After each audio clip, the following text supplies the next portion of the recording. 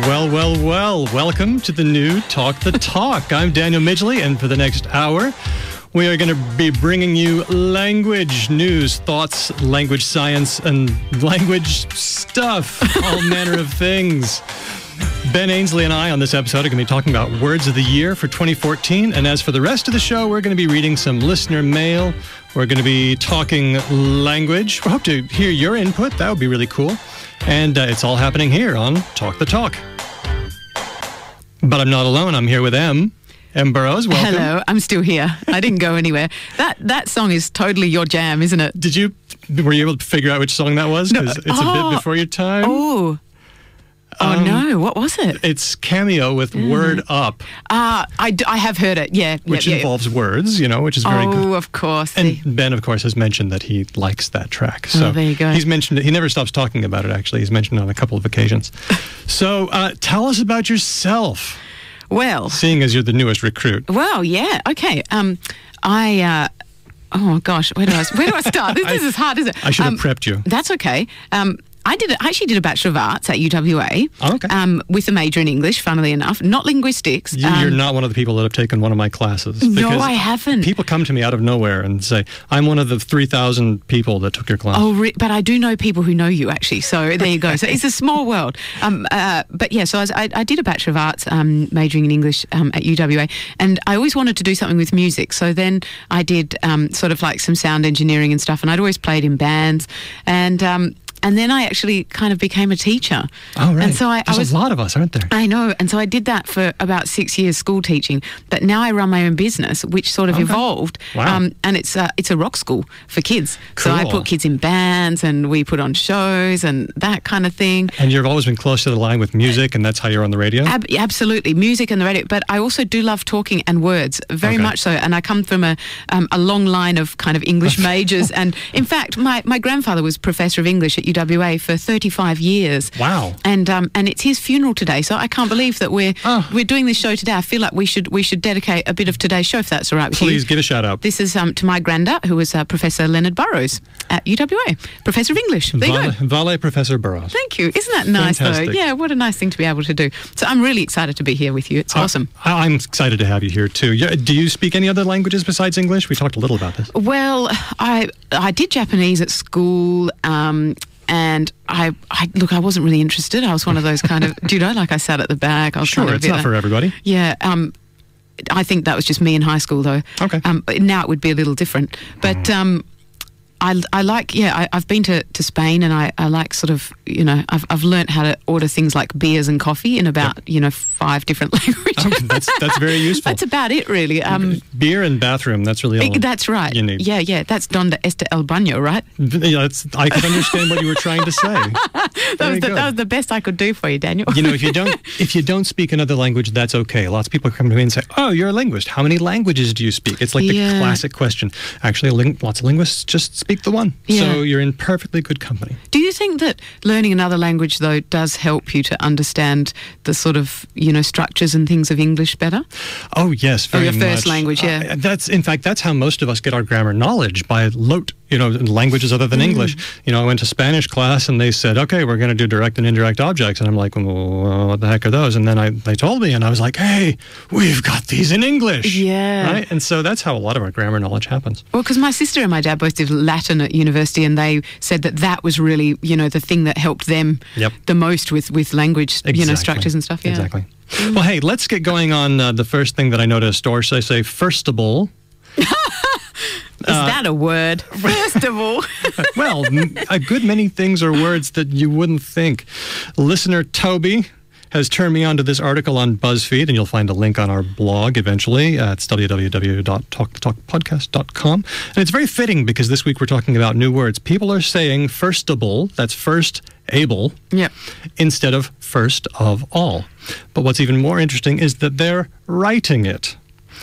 They're writing firstable. And this is, we know this because people are putting it on tweets and things. And that's not all. Now people are starting to also say secondable. No word on thirdable yet. Yeah. But that's coming. So do you have any thoughts on this?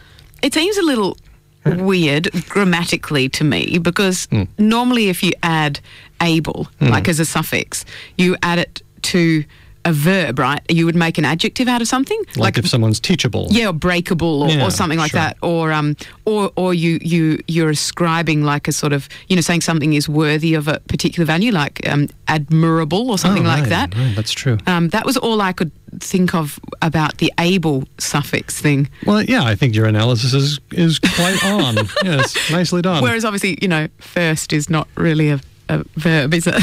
No, it's not. Although, you know what, one thing that we have noticed is that one of the things about English, you can pick up a word from a category and just transplant it to lots of other categories. Yeah. I won't spoil it, but, bae is one of those, where it's your bae, your B-A-E. This is one of the new words this year. Your partner, that's right, your romantic other. Yeah. And but now people are starting to use it as an adjective. That's so bae.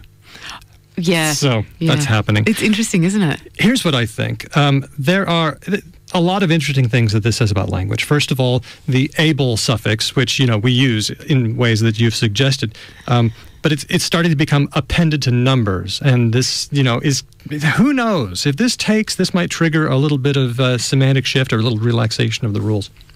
It also tells you that language, we transmit language to each other. We use words and we talk to each other. But we don't always transmit words with absolute fidelity, right? We mishear things, we hear things funny, and what that means is that language can change. Yeah. And language is always changing.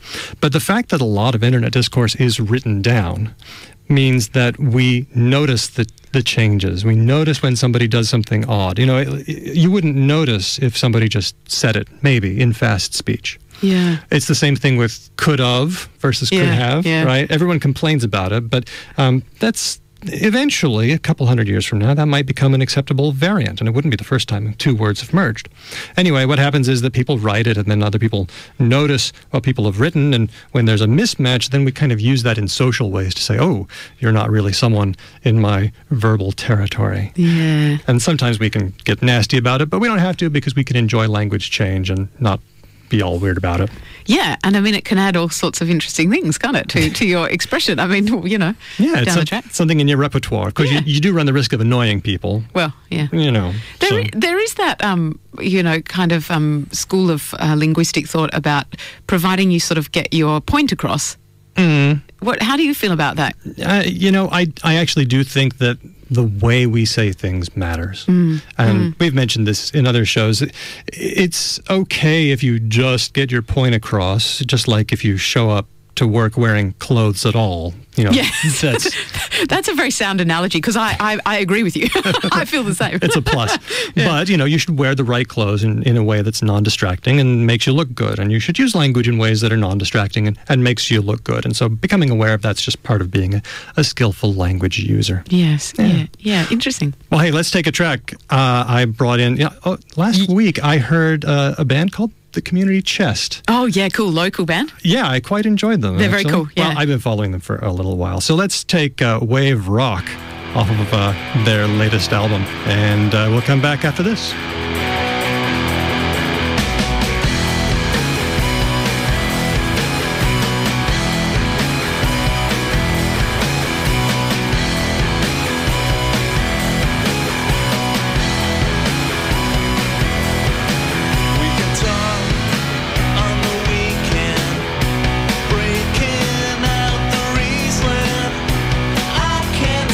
This going on, it's like a wave that's crashing.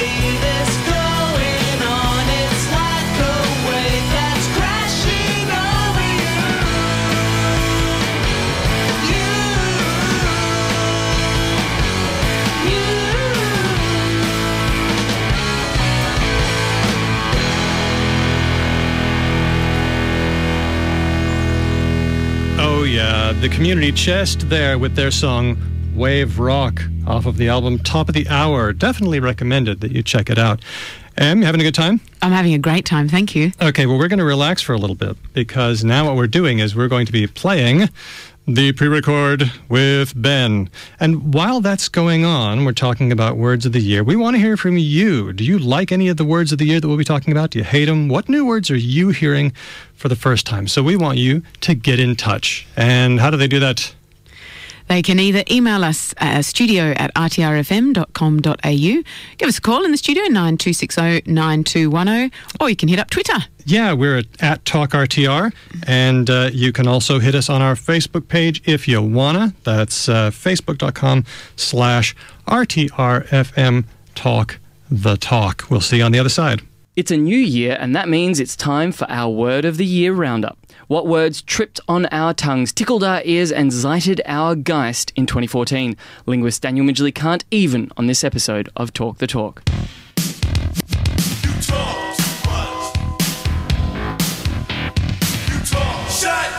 Word.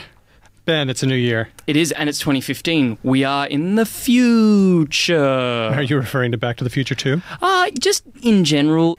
Well, I just never believed that 2015 would actually happen. So, it's been a while. We haven't been in the studio for all that long. Nope. What's going on in the world of linguistics? Surely a phantasmagoria of linguistics news has taken place since last we spoke. A cavalcade, a plethora. There's been all kinds, but I picked one. You know the Oxford Junior Dictionary? Did you know that there was an Oxford Junior Dictionary? I did not. Okay. What makes it junior? It's pitched at kids about 7 years of age. Okay. 10,000 words, Okay. so not very big. Yep. And they have been publishing and republishing different editions, and in every edition they include new words. But of course, that means that they toss out. Oh, 10,000 hard limit, one in, one out policy. Yeah, pretty Bam. much. And some people are not very happy about the words that have been pitched. And these people who are not happy include author Margaret Atwood. Ooh. And 27 other prominent naturalists, writers, and media personalities. Well, here are some of the words that are missing from this edition. Kingfisher, leopard, lobster, otter, badger. Notice anything? There are a lot of animals and science words. Yeah, a lot of nature words. Right. And this cabal of authors is not very happy about this because they think that if words like almond, blackberry, and crocus give way to words like analog, block graph, and celebrity, then it's going to have a bad effect on kids. Let me just read some of this. Look, kingfisher I understand. Okay. Right, that's an oddly specific bird. Something like a badger, on the other hand, I feel like that's in the pantheon of like... You're thinking of Mr. Toad, aren't you? Well, just the pantheon of sort of like, say, the 20 animals that kids... If you asked a kid, like a 6-year-old, to name 20 animals, I feel like the badger is on that list. Kingfisher's not. No, but I feel like kingfisher isn't. Also Yeah. probably is. Like, you know, elephant, horse, cow, whatever. Badger's Yeah. probably there. Otter is. But kingfisher, nah, whatever. Well, Anyway. let me read what they say. They say, we recognize the need to introduce new words and to make room for them and do not intend to comment in detail on the choice of words added. However, it is worrying that in contrast to those taken out, many are associated with the interior, solitary childhoods of today.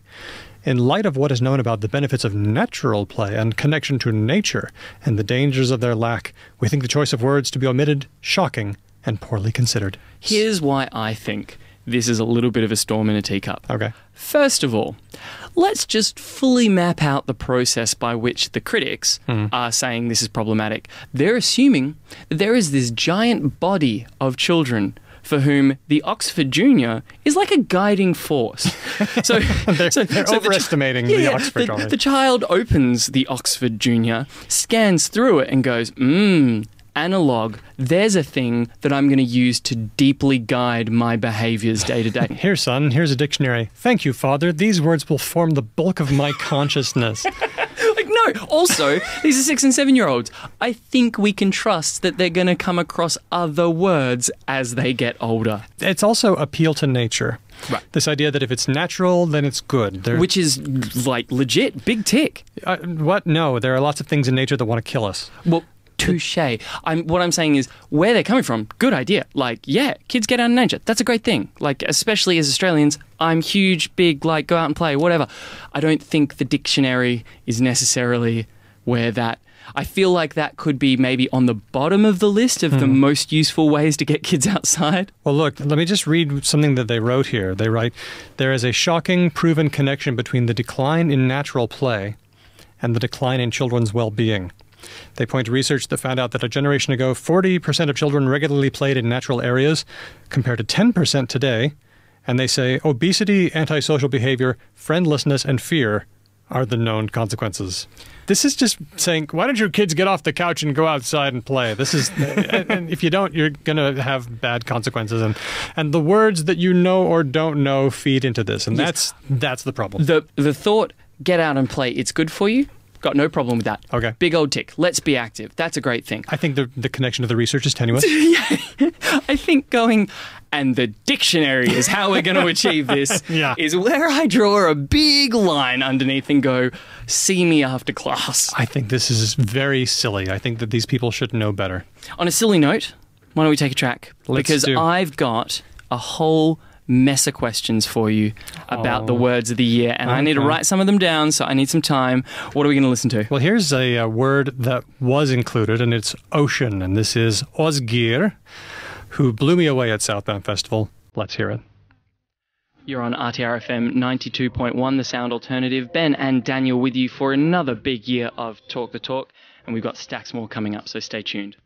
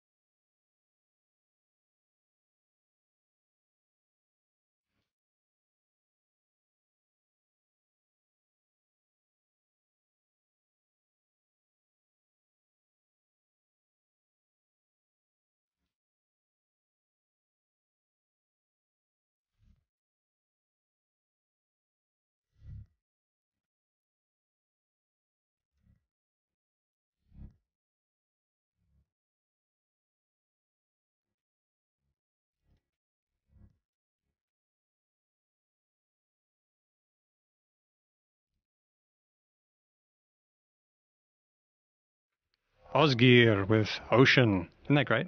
It it is reminiscent of an ocean. As a person who sails and goes out on the ocean a fair bit, there's a meaty wompiness to that track that actually very much puts me in the mind on a slowly rolling oceanscape. That's very cool. I liked that. Thank you for bringing that into my world. You bet. Thanks for rolling along with me. This week we are talking about words of the year. Dun, dun, dun. Everybody has their words of the year contest. It kind of seems like there's maybe too many words of the year contests. And they all come too early as well. Oxford had vape. Merriam-Webster had culture because so many people looked up the word on their website. Dictionary.com had exposure. And the Global Language Monitor, who I don't take too seriously because it's one guy, thought that the heart-shaped emoji was their word of the year, which I thought was quite good. I liked that. Okay. But the one that I take most seriously is the American Dialect Society. They held their annual conference with their annual word of the year meeting on January 9th in Portland, Oregon, USA. There were over 100 linguists, lexicographers, and other wordy people. It was a weird year because there was no clear favorite going in. Last year, selfie was big, and that was a great word. This year, it was a little different, and nobody knew what was going to happen. As it turned out, there were some shenanigans and weird things going on. So should we get to the words? Well, yes, but one point of clarification I'd like to put straight up front, yes, which I learned in the thing that you were getting me to research for this week's episode. It's not just words. No. It's sayings. It's what did they call it? Vocal segments? Word of the year is interpreted more broadly as vocabulary items. So it could be not just words, but phrases and even hashtags. Bum, bum, bum. So let's get to it. Okay. Lay them on me. There were the categories. One was most useful, and a typical one was bud tender. Now, this goes along with the American trend of allowing marijuana usage in states, and so a bud tender instead of a bartender who gives you alcohol is a person who gives you marijuana. I wonder if there's a Dutch word for this already, because there's a group of people in the Netherlands who have been doing that job for a very long time. What is it? We need to find out. Yeah, that's what I mean. Gosh. Surely there's a word for it, or maybe the Dutch don't feel like it's that big a deal and they didn't ever make a word for it. Okay, I'm adding that to my list of things to look up. Ebola was also a big one. Very important. But the winner was even. Now, you know how we say, I can't even. I know how other people say I can't even. Oh my God, I can't even. I can't even. On a scale of 1 to even, I can't. believe to broadly trace the genesis of this phrase, this vocabulary item, it is an artifact of Tumblr. Oh, really? Yes. So if you were to ask the average netizen where I can't even comes from, they will tell you that it is younger girls on Tumblr who were the driving force of this particular. So there you go. That's where it comes from. I like it. I don't use it, but I like it. The interesting thing is that it's been analyzed by these linguists as a verb, to even. That's what I can't do. I can't even. Interesting. Right? I feel like the way it's used by the people who really brought it to notice, which is those Tumblresses, Tumblrites, whatever you want to call them. Tumblerians. I wonder if they see or even conceive of the even as a discrete entity, because I think for them I can't even is literally one brain function, like it's a concept. It's like a chunk. Exactly right. Yeah, and so to break it up and say that thing's a verb would be very weird to them, I think, because to them I can't even is the discrete bit of knowledge. Well, yeah, what they're doing is they're saying I can't even, and then leaving you to figure out what it is that they can't. Which I quite like. I can't deal, I can't cope. I like that in other forms of life. I like that in literature. One of my favourite things in the show True Detective was the fact that some of their really awful bits were not shown to you but left for you to construct in your own head, which is always much scarier or much awfuler or whatever. Yeah, it's elliptical. So I can't even is a way of leaving something out. So we've got it. I can't even, or just even as a verb, is the most utilitarian of the new words of the year. Cool. Next category, most creative. Now, this is where McConaissance reigns supreme, in my opinion. If McConaissance is going to be beaten, it's going to be beaten in this category. It didn't get nominated, sadly, and anybody can nominate, so be watching next year for the Word of the Year 15 hash. My favorite, personally, was man-spreading. Yeah. Have you ever seen? Yes. Been on public transport and seen a man spreading? That's what man-spreading is. It's when you sit down on a train and your knees are well akimbo, taking up space on either side of you. Because, of course, your balls are so very, very huge. Look, this is a complex social phenomenon. I genuinely believe that. Like, people are probably listening right now and going, no, it's not. It's sitting with your knees apart. But, I mean, it ties into a bunch of things, I think. What, the right to take up space? No, but more like the fact that, generally speaking, for the kind of male who's going to do this, it is a sort of a body posture and a form of communication, i.e. body language, that they're trying to communicate, both in terms of belonging to a certain tribe and also in terms of asserting dominance in a forum that they deem very important. I just think it's interesting that this is another man word to go with mansplaining. Mansplaining. And also new man-terrupting. Ooh. Yeah. As far as I can tell, you put man in front of something and it makes that thing, but with more idiocy in it. It's always bad. It's not good. Not looking good for guys, you know? It's almost like people are trying to tell us something. Well, I'm a guy. Yeah. And you're a guy. I'm a guy. I think. Yeah. Do we need to take a moment to just sort of like solve our egos? Let's talk to the guys for a second. Guys, we need to share the oxygen in this world. All right? I'm just saying that. You know, in other news, Nancy Friedman points out that splain, as in man, splain, has become its own suffix. You can white splain or you can cis splain. And it was actually a word of the year pick for last year. So it's weird for a word like man splain to spawn two productive morphemes. Just throwing it out there. Bam. Look at you. Productive. Creative. But the most creative was Columbusing. I love this one. Cultural appropriation, especially the act of a white person claiming to discover things already known to minority cultures. For example, white rappers are sometimes accused of Columbusing black music. Or, so for those who might not have had to study Christopher Columbus's travels when they were younger, minority groups find it kind of funny that Christopher Columbus discovered, in inverted commas, the New World when there was several really vibrant civilizations already there doing things. How about that? Nobody noticed it. Thanks, Christopher Columbus. I think this is great. I like this because it's very tongue-in-cheek. It's very historical, and you know I'm a history nerd. I think this is great. Does it beat reconnaissance in my head? Maybe not, but it is very good nonetheless. It is a solid effort. And the winner for most creative. Let's move on. Most unnecessary. Now, selfie stick was a pick for a lot of people. I just think it was coattailing on the back of selfie. That's all. Yeah. But there was an interesting variation, narcissistic. So narcissus stick. Yep. It's a narcissist stick, a pejorative term for a selfie stick. Yeah, it's funny. Lumbersexual was on the list. I liked it. But the most unnecessary was bayless.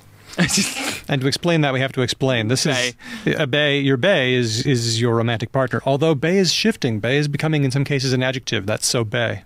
Oh, really? Turtlenecks be bae. Okay, man, that's yeah. This linguistic shift is happening at like a breakneck speed now. Isn't it? It's just good old English. Any you word wrap your can head take around up any bae, part of speech. and then it's an adjective all of a sudden. You're just like, what? Kaboom! And so if you're bayless, you don't have a romantic partner. And that was the winner for most unnecessary.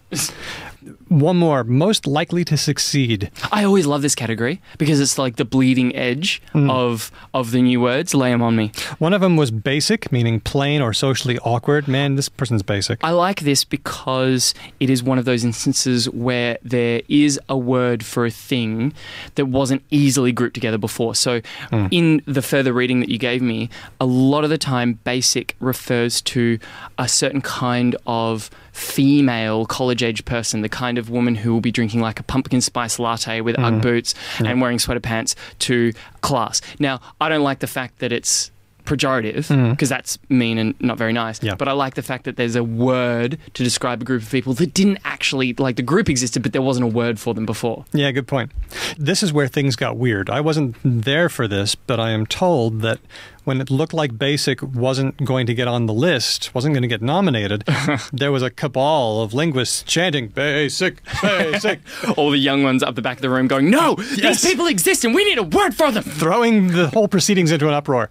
But it didn't win. It made it onto the list, but it didn't win. The one that won was salty.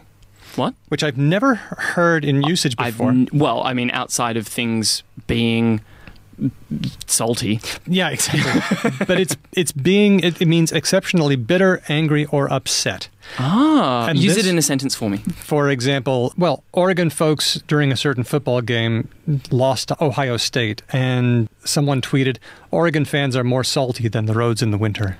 Oh, They be salty. okay. They be mad salty. Yep.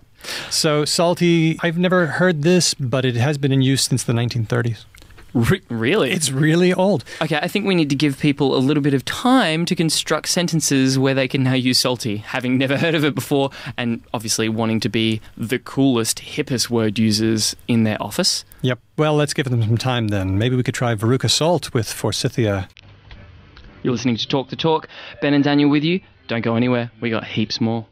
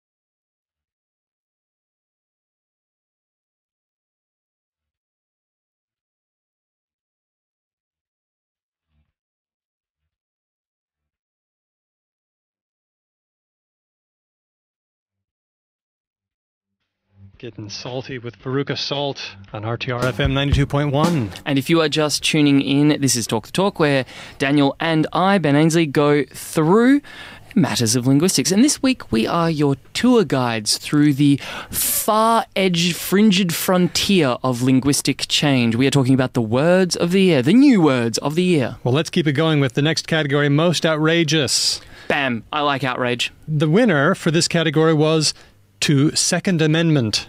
The verb.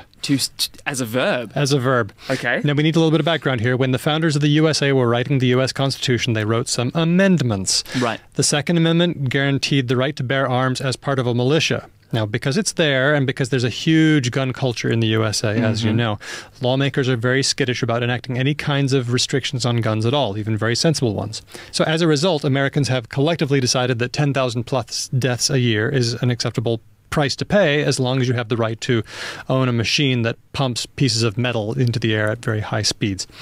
So it's used like this. And by the way, Dan Savage helped popularize this one, as he has with so many terms. He's actually, he's a bit of a finger on the pulse wordsmith kind of guy. He really is. For example, a toddler was Second Amendmented to death yesterday. Okay. I like this. So basically murdered with a gun. Yes, that's Second right. Amendment Second as a verb means murdered with a firearm. Yep. In America. In America. Which happens That's many dark. times a year, isn't I it? like that though. Outrageous. Yeah, I get that. That's outrageous. It's I'll pretty pay that. salty. Yep. Yeah. No, I think you're pretty salty I'm about feeling salty about it. Most euphemistic. Ooh, I like euphemism too. Lay it on me. Well, we had conscious uncoupling. We've already seen that. Good old Gwyneth Paltrow and Chris. I can't even remember what his name is. Does it matter? Coldplay guy. Chris Coldplay. But the winner was EIT. Oh, yeah. An enhanced interrogation technique, which is basically itself a euphemism for torture. So this is it's like doubly euphemous. It's youthception. Oh. It is. It's like a euphemism about a euphemism. It was weird. Yep. So EIT? EIT. EIT equals torture. I can remember that. Next. Least likely to succeed. Oh, sad category. I know. There was normcore, which is... Are you a normcore Here's the thing. person? I think lumbersexual should be less likely to succeed than normcore, because I see a lot of normcore people out there. Describe normcore. Normcore is a person Say who, it. and this is not me, I just want to make that clear, Okay. has made a conscious effort to steer away from the outward appearance of putting lots of effort into their appearance. So anti-trendy is the new trendy? Yeah, but not in the hipster way of like, I'm going to wear the daggiest Christmas sweater I can, because that's its own thing. Yep. Instead, it's more like, I'm going to go to Target and buy really normal clothes, which is weird because that means there's a group of people who are setting out to sort of like buck the trend of fashionistas and be a, quote unquote normcore. And then there's just normal folk who shop at Target or Old Navy or wherever else. Yeah. And my brain... How are we supposed to tell the difference between people who are doing it self-consciously and people who are just doing it not knowing? I know, right?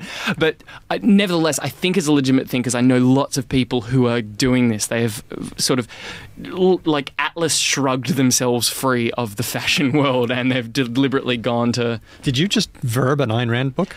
Yeah, but like I would like to think that I verbed the concept behind the Ayn Rand book. Okay, that's fine. Yeah.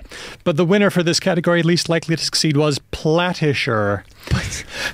It's an online media publisher that also serves as a platform for creating content. It's like platform, publisher, Platisher. It's an awful word. It's terrible. It is such a bad word. It's my least favorite word since webinar. That is just such an ugly word. Let's hope that we never see it. It sinks without a trace. Well, yeah, least likely to succeed, thank God. Word of the year. Now we're to the big one. Oh, drum roll, please. Well, here are the... now, other words could be resubmitted and renominated for this category. So this is like the round robin who's who of the various other categories and wildcard entries as well. I guess so. Okay. There was Bay. There was Columbusing. Columbusing, good. I feel strong about Columbusing. Didn't win. There was even. There was manspreading. But then there was the one that finally won, and it was also the winner for the most notable hashtag, and it was Black Lives Matter. Hashtag Black Lives Matter. Now, this, I think, is a contentious win. How come? And not for issues of politics, because... words, they're above politics. But because I feel like this is a very Amerocentric word. I really got that. This was a very big concern for Americans. It should be a big concern for Australians. I totally agree. Because Aboriginal people die in custody every year, and Australia is not on top of this issue any more than America is. Nope. But you're right. It did seem this year to be a very American-centric Word of the Year contest. I feel like there are a lot of Australians who would just not have known what hashtag Black Lives Matter is or is about.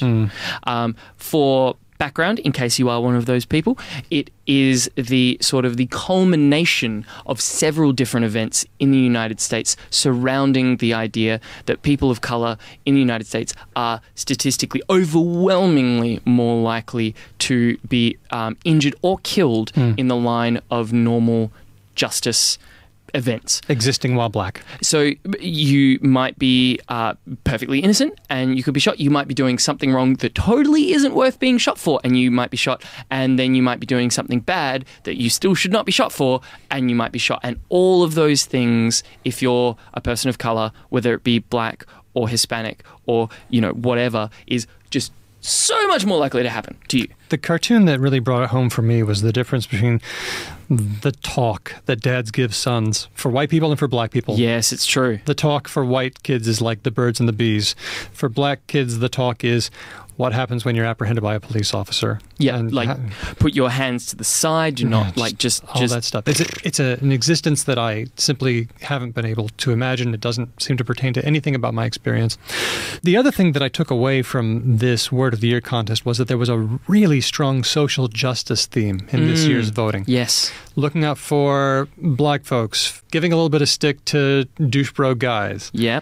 Interestingly enough, though, a lot of the social justice things seem to have come through the hashtag category, right? Yeah. I think that's probably a comment on the fact that so much of our social and political organizing now is taking place in those forums. There's a lot of Twitter activism, or should I call it twactivism? Sorry. I just quacked involuntarily. I think I shouldn't. But it is. It's a thing. And it's a complex thing, I think, because I think the camp that says, oh, this is ineffectual, it's not doing anything, they have points that are legitimate. But I think the camp that is saying this is how we effectively organize ourselves and this is how we get things done now also has points to make. And I think the truth, as always, is some messy combination of the two. But it's a thing, and that's what's really relevant, and that it's coming through in language. That's very true. And another thing that I think is really interesting is that hashtags are now considered, along with emoji, I think, to be legitimate entries as words. My brother and sister-in-law legitimately send me messages composed of nothing but emojis, and because I am a fuddy-duddy, I don't know what they're saying. No. But it's a thing. It's totally a thing, just It's like totally hashtag. Just before we go to another track, let me tell you what my picks were. Now, before I was saying that Reconnaissance is my personal fave. Yeah, right? I know. And that one needs to be beaten. So now you're talking about your personal faves. So this is the real contest, as far as I can see. Yep, here we go. Okay. Wrecked. Oh, as in R-E-K-T? Yeah, very It's pretty common, good. very common on Reddit, and it's used, like getting wrecked, getting destroyed, but also when somebody comes up with a blistering response to something you say. Wrecked. That's the single word comment. Now, I think that this actually comes from chavvy English from Britain. So, in addition to wrecked, you would have the sort of the series of language of like, you what, mate? I'll wreck you. I'll wreck you. You're wrecked. Yeah, that's right. So I think that's where it comes from. It does, and it got picked up by Reddit in a big way. Oh, there you go. SJW, standing for Social Justice Warrior. Which is a really interesting one, I think. Because it's pejorative? No. Well, yes, but no. So the reation that it exists is because a whole bunch of people who don't like feminists on Tumblr have sort of like with like a sly wink to one another gone, oh, those social justice warriors in inverted commas. To call someone a social justice warrior is a good thing. Should be a good thing. It means you care about other people's rights and stuff. And finally, sea lioning. Okay, you're going to have to explain this one to me. Okay, there's a cartoon called Wonder Mark by David Mulkey. Which is very good. You should totally go check it out. It's on my list of regularly checked webcomics. Oh, is it? Yep. Well, then have you seen the one about the sea lion? A long time ago. Let's read it. Okay. You've got a copy here. I'll be the sea lion and you be everyone else. Okay, hold on.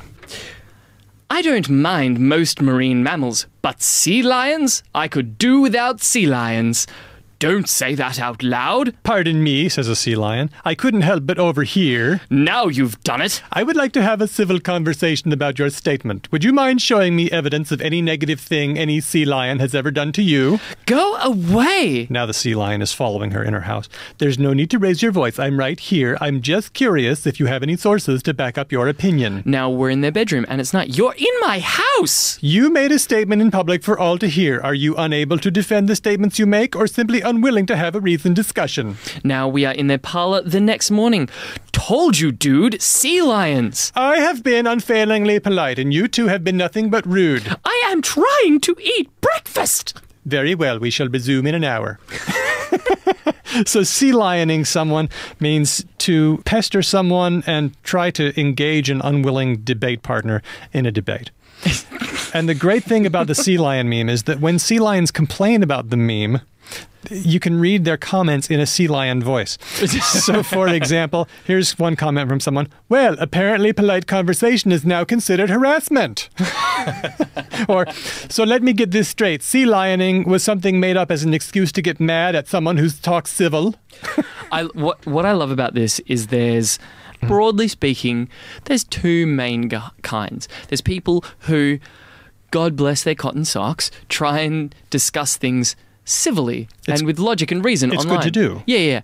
And then there's trolls. Well, a sea lion then, I guess to use your terminology, it's a troll who's dressing up their malicious intent in civil-sounding language. Yes, okay. Exactly right. Yeah. Speaking of sea lions, shall we take a sea lion-related track? Yeah, let's try one from the new Damon Albarn album, Heavy Seas of Love.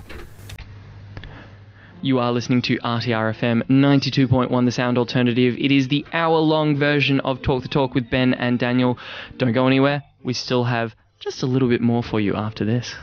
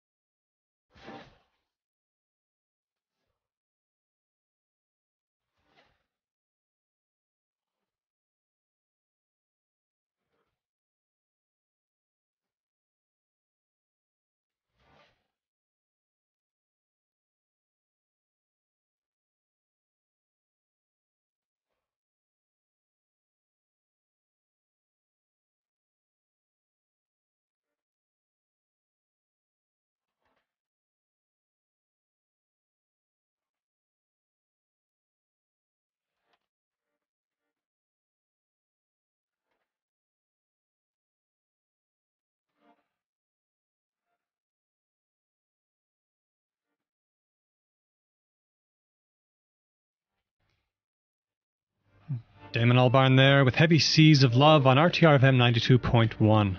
And if you're just tuning in, you are here at the best bit, in my opinion, of Talk the Talk. Is it? I think so. I like Word of the Week. I think Word of the Week is just fab. How can you say that when Word of the Week makes you unfailingly angry? I like being angry, basically. I think that is the upshot of what's going on there. I like being allowed to be the grumpy bugger for this slice of my week. Okay. In the rest of the week, I am a very happy individual. When you are cranky. No, normally. I mean, this is me exercising my demons. You are. You're a jovial sort of guy. And here now, I like to get my crank on. So, what do you got for me? All right. Well, you know how in some languages they have words that there's no direct one-word English translation for? Classic lost in translation thing. Yeah. Well, what's an example? The one I always trot out, Schadenfreude. There's no direct English translation that is one word long. No. Except that there is. No. Yes. What? And it's been lost for years. It was used centuries ago. I feel like I walked directly into your trap as well. Like, that was not set up, listeners. Well, it's not like he... I knew that was your go-to example. It's like he's... Okay, Ben, what we're going to do is we're going to do like the New English Schadenfreude. You've literally just led me into the trap. I know your mind. Okay, What's it like to be known? I feel unclean. Like, I feel you've scanned me in a way that... The word is epicaricacy. Epicaricacy. Now, do you think that's easier or harder to remember than Schadenfreude? Everyone knows Schadenfreude now, so I guess let me see if I can say it a second time. Epicaricacy. Yes, you got it. Okay, I think it's probably equally weird. It comes from 3 Greek roots, epi, which means upon, kara, which means joy, and kakon, which means evil. Upon joy, evil. Evil, joy upon evil, I guess. And so I'm reading this from Dennis Barron's wonderful blog, Worldwide Words. Link on our blog page. As always. It was used as early as 1621, although it was also used in the 1700s, and then hardly at all. There are only a few references to it. But it is a real live English sort of Greek word. But hey, Schadenfreude is a real live English, but actually kind of German word. So, you know. Well, yeah, that's the other thing. I feel like enough people who speak English use Schadenfreude in English to mean what it means. It's kind of entrenched, isn't it? In the same way that garage was not originally an English word, but now it is. Yeah. I think that's just what's happened to Schadenfreude, and I don't at all think epicaricacy is going to catch on. Oh, well. Despite our huge taste-making influence of the world's word geeks. Well, we're going to do what we can to bring it back. Well, look at you. You didn't make me cranky. No, I didn't. You've made me vaguely indifferent. Like, I think epicaricacy is probably going to die, but Schadenfreude is a good word. Well, you've made me impressed that you were able to hold that in your mind for more than 5 seconds. I think I've said it one more time. Epicaricacy. Epicaricacy. Quick side note. What's that? I do not use Facebook very often, as we have discussed before, for no grander reason than it just kind of bores me a lot of the time. But I logged on the other day. Oh, and what happened? It's going nuts. It's crazy. We're getting up to almost 500 likers as of this recording. So if you would like to get on board what we basically take advantage of every week, which is like the aggregate knowledge of interesting people on the internet broadly, and you want to do that for words themselves, well, then you should go to our Facebook page, because there's heaps of interesting people saying heaps of interesting stuff. Facebook.com/RTRFM Talk the Talk. Does that mean we're going to see you more? Ooh, you put me on the spot on that one. Why not? Yes, excellent. Sure. Well, look, there's all kinds of people who are telling us lots of great things, and we're having a lot of fun. And the show is fun, so thank you, the listeners, for having fun with us. Speaking of fun, you know who's fun? Who's fun? Dinosaur Jr. Ooh, should we feel the pain? I think we should do nothing more than feel the pain. You've been listening to Talk the Talk in our brand new 2015 format. How did it feel? It feels a little roomier. Commodious. Yeah. We will be back at the same time next week with more juicy tidbits for your lexicographic consumption. Can't wait. Until then, toodaloo. Bye for now.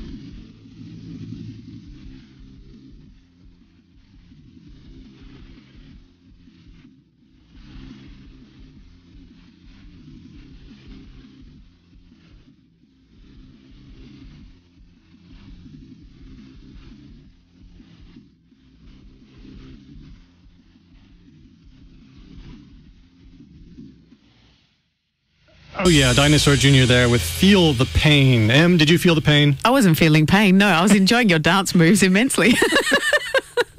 One of these days, somebody's going to get a camera in here, and I'm going to be in big trouble. So, words of the year. Did you have any that spoke to your condition? Well, I don't know that I had any specific kind of words, but I did get a little bit onto that train of like abbreviating, like shortening words and stuff. And, very common. And took it a little too far occasionally. So I used the sort of hilaire, ridic, that kind of thing. That's but then I started saying things like controversial, that kind of thing. So and I don't know whether that was good or not. I stopped it now. I think it was a bad habit. No, it's fine. It's totes adorbs. Oh. It is. It does have a slightly sort of I don't know, fun kind of comic effect. But I like the vibe of it. Do you know what I mean? It's like saying, oh, that's totally controversial, rather than saying, that's controversial. It has a different feel about it. It's nuanced in a different way. No, this is weird because didn't I say in the promo, it's a pledge? Yes, you did. I did, didn't I? You did, actually, yeah. How weird that we should mention that. Oh, we landed on that again. I also I stole from my sister and use this all the time, the word hot town. I don't even know if it is a word. What is that? But we use it sort of... when something's really, really good or we're excited about something, just kind of go, yeah, I've got tickets to see this play, Hot Town, that kind of Hot Town. It's so daggy, it's kind of good. Is it daggier than Cool Bananas? Or it's probably, it's shorter. I don't know if that's a good thing or not. Hot Town. Hot Damn, I remember hearing people Hot say. Damn, yeah. Now, what did you think about I Can't Even? Have you ever caught yourself saying this? Do you know, I've never said I can't even, but I have to confess to saying, what even?